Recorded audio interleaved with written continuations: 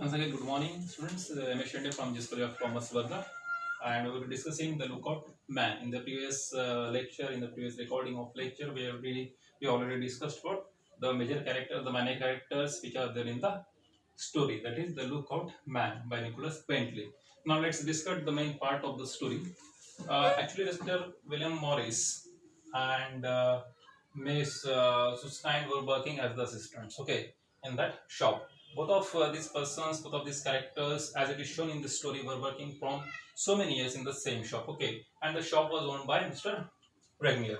Mr. Regnier also used to work there, though even though he was the owner, he used to he used to entertain the people, his customers. Okay, but most of the times he did with somewhat big buyers or sophisticated customers, and the small customers who used to come to their shop for buying the jewelry pieces. Okay, one or two pieces only. So those people were entertained by these two people, Mr. Morris and Miss Suskind. Right. So one day what happened? Mr. Morris entered his shop, he cleaned the windows, he cleaned the shop and started putting some antique pieces of jewelry on the window. You must have seen this scenario in almost nearly all the jewelry shops. Okay, the antique pieces or the jewelry pieces are put on the shelves or in the windows so that the owners or the people working in the shops can exhibit those things to the people. Okay, and the customers also can see all those things, right? So it was just as usual until one incident happened. What was that incident? Actually, when Mr. Morris was putting, okay, it was his usual work. When he started putting or keeping some very important antique pieces of jewelries in the window, that time he noticed one girl. Actually, girl was not in the shop. She was standing outside their shop. It means Regner's, the antique jewelers at Knight's Bridge. Okay, Knight's Bridge is the area. Okay, where the shop was located. So that particular young girl actually attracted the attention of William Morris. Why? Because she was wearing a long yellow color overcoat. Okay. The fact is that in Britain or in the USA, too much cold, too much chill is there in the air. It means the weather is always cold, nearly for the 6 months. But he noticed something which was not common, okay, or usual in that particular girl, young girl who was standing outside the shop. And in those days, she was wearing such a large overcoat. But after that, when he got involved in his routine work, other routine work, but in between, actually, he was interrupted by a man who entered their shop. That particular man must be in his 30s or 40s. Okay, exact age of that man is not given anywhere in the story. Okay, and he asked Mr. William Morris to show him some rings. Okay, rings. Okay, uh, and as it was the duty of Mr. Morris, he showed him one or two trays full of rings, but he did not choose. That man did not choose any of the rings from those trays. Near about four trays were there, and he was presented the third tray also, and only one tray was left in the shop, which was just behind where Mr. William Morris was standing. So, lastly, when the customer did not choose any of the jewelry or the rings from those first three trays, which were full of rings or the other pieces of jewelry, Mr. Morris just moved towards that particular tray and put it before the customer. Okay, the man who was there now. So, what happened? Actually, from his the way of looking at the jewelry, actually it was clear from his overall behavior to Mr. William Morris that he was more concerned about the price. Okay, because each time whenever he picked up the ring, he looked at the price tag and put it in that tray. Okay, and second thing which Mr. Morris observed, that he had very little knowledge of the jewelry. Okay, and he noticed one another thing. Actually, there was one ring which was a 17th century antique piece. Actually, it was studded with ruby and other precious stones. It was very, favorite of the owner of the shop of Mr. Regner, and that's why he had put high price for that particular piece of jewelry, that is the ring. Okay, the man was entertained.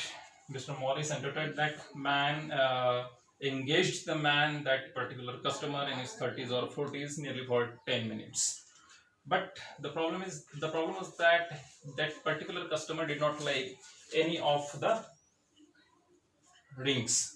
Okay, for what he had actually come there to the shop. So, in between, one incident happened. It was not favorable accident. It was not favorable incident. It was very unfavorable because that particular 17th century ring disappeared suddenly when Mr. Mori just moved to look at somewhat another pieces of jewelry. It was very surprising because the first time in his career, since he had joined that particular shop, okay, as an assistant to Mr. Regnier, it had happened the first time. Second thing, there was no any doubt about Mr.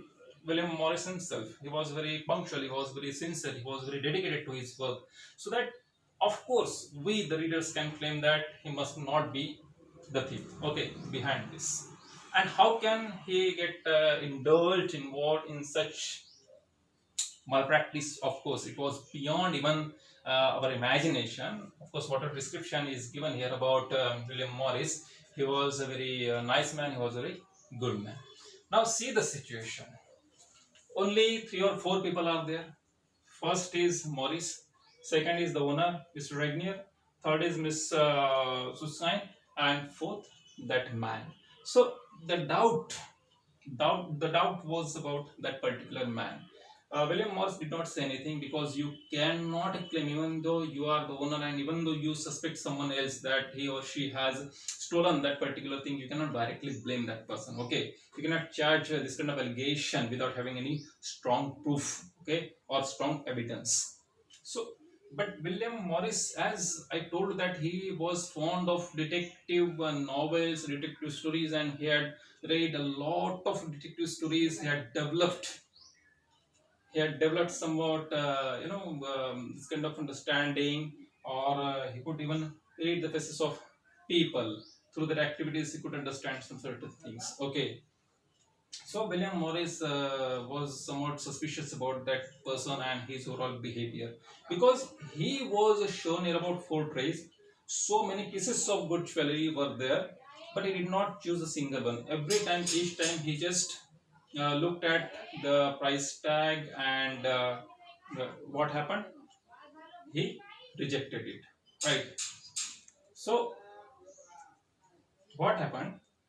Uh, Actually, Miss Sustained was also there, and the man was also there.